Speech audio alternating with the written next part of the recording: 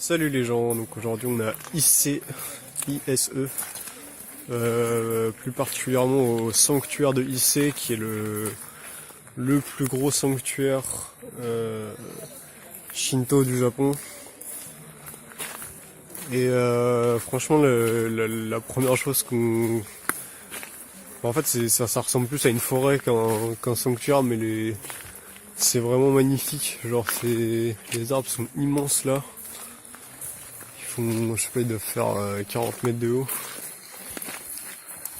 Il y a quand même quelque chose ici, un certain, je sais pas comment dire, c'est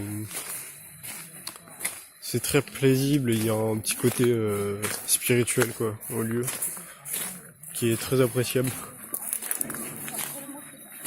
Et c'est vraiment genre méga grand. Je vais essayer de vous faire visiter, même s'il y a pas mal d'endroits qui sont interdits aux photos. Je comprends. Tous les lieux de prière, etc. On n'a pas le droit aux photos. Mais ouais, le sanctuaire est vraiment beau. Il y a aussi énormément de prêtres dans le sanctuaire. Je crois que j'ai jamais vu autant de prêtres dans un sanctuaire Shinto. Là encore, je vais pas les prendre en vidéo parce que bon, ça se fait pas trop. Mais quand même, le décor est magnifique là. En plus avec la brume et tout, c'est absolument génial comme décor. Et c'est la première fois que je vois des touristes respectueux dans un sanctuaire. Genre il y a quand même beaucoup de touristes, mais ça va, il y a un calme absolu dans ce sanctuaire, c'est très très appréciable. Donc comme quoi, hein, on peut concilier foule et calme. Là il y a un défilé de prêtres qu'on voit en arrière-plan là-bas là. Comme je dis, il y a quand même pas mal de monde. Hein.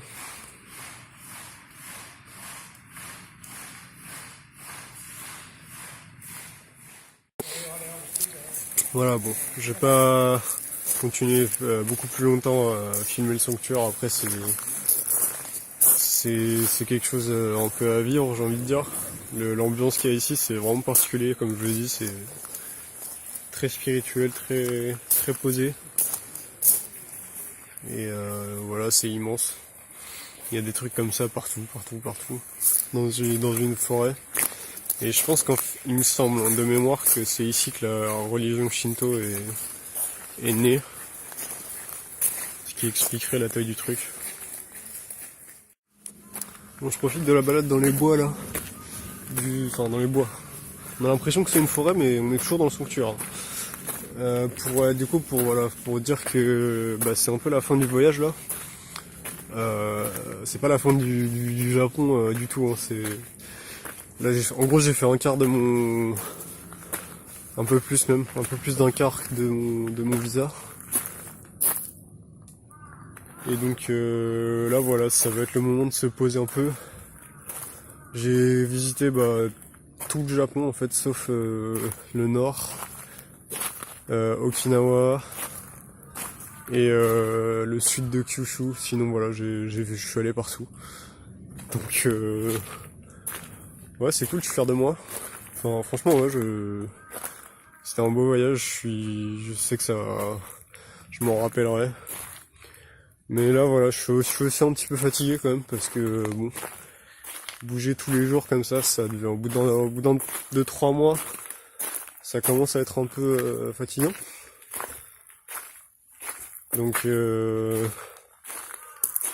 voilà, ça va être le temps de se poser, de trouver un job au Japon, d'essayer de se faire des relations, etc. Donc c'est une nouvelle étape qui arrive.